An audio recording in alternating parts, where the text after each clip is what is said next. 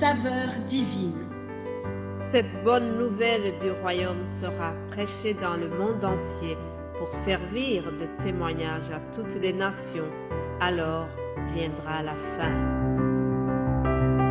Ce pain céleste vous est présenté par Immaculée Niraneza. Bienvenue très chers amis à l'écoute de l'émission Saveur divine.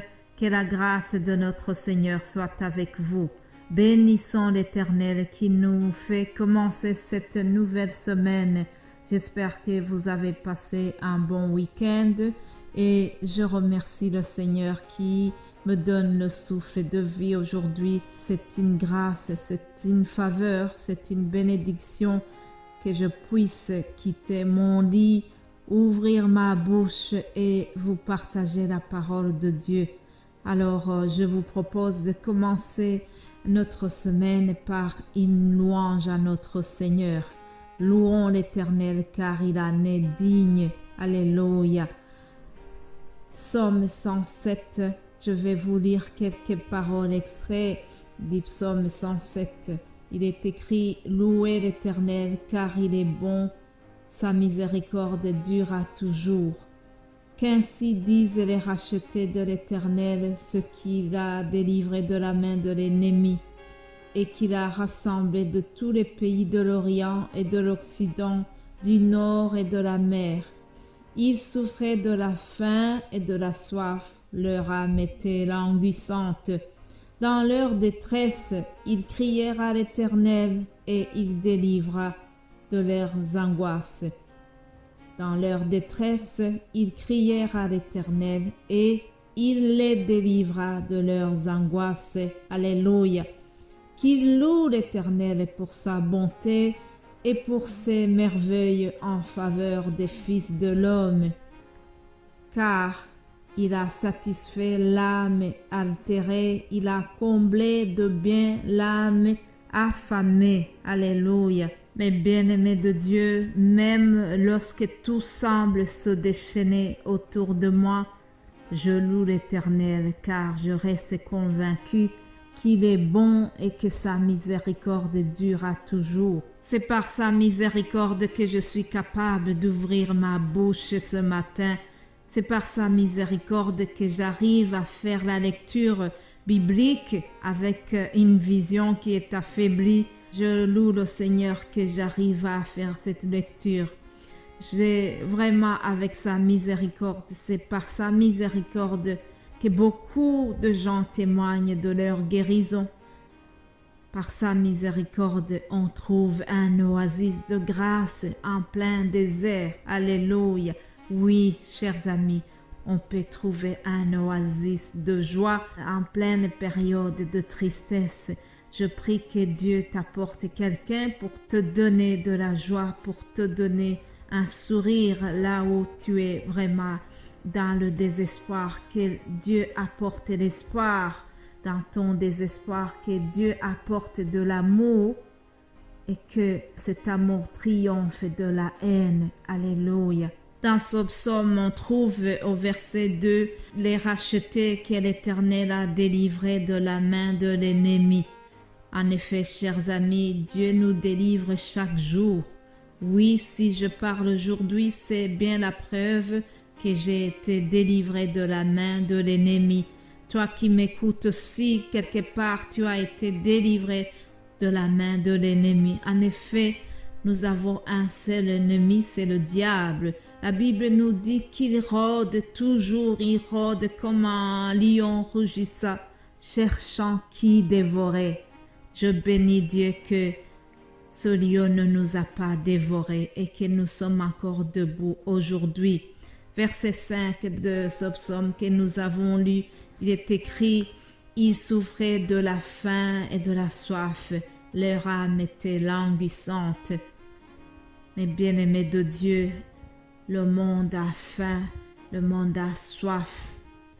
Oui, nous sommes dans un pays qui a des apparences très riches au niveau matériel. Ah oui, cependant nous avons une faim spirituelle.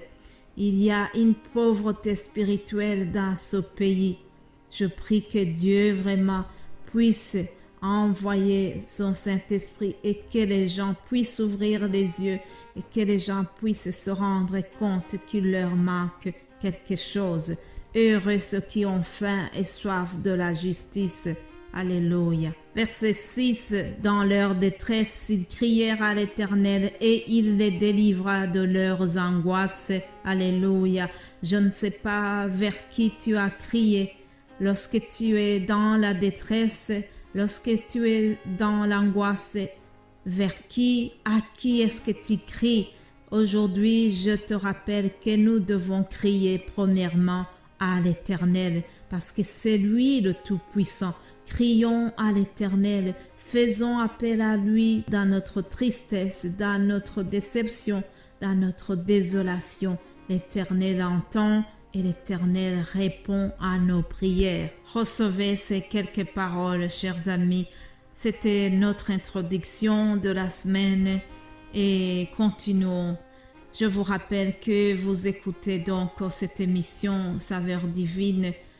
C'est un ministère d'évangélisation qui m'a été confié. Ce ministère est opérationnel depuis le 1er janvier 2020. Cependant, l'appel m'avait été donné depuis 2014.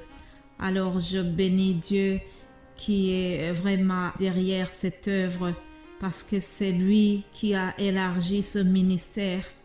Et à part l'évangélisation en langue française, nous avons aussi d'autres émissions Saveurs divines qui se donnent dans d'autres langues. Bénissons le Seigneur pour cela.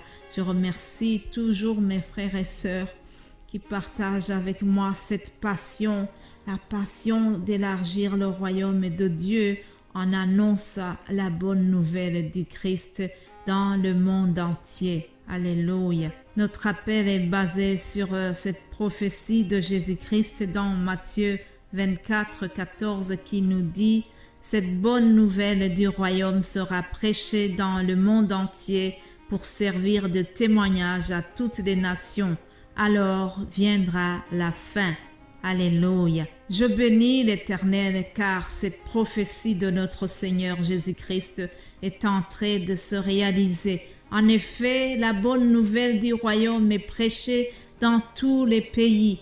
Il y a vraiment beaucoup de facilité aujourd'hui pour annoncer la parole et je bénis Dieu parce que je suis dans un pays libre, un pays où nous pouvons prêcher la parole sans être poursuivis. Vraiment, c'est une grâce et je remercie Dieu pour cela. Mon frère, ma sœur, toi qui écoutes cet audio et que tu distribues le message autour de toi, tu es en train aussi de prêcher la bonne nouvelle du royaume autour de toi et Dieu va te le rendre, Dieu va te bénir.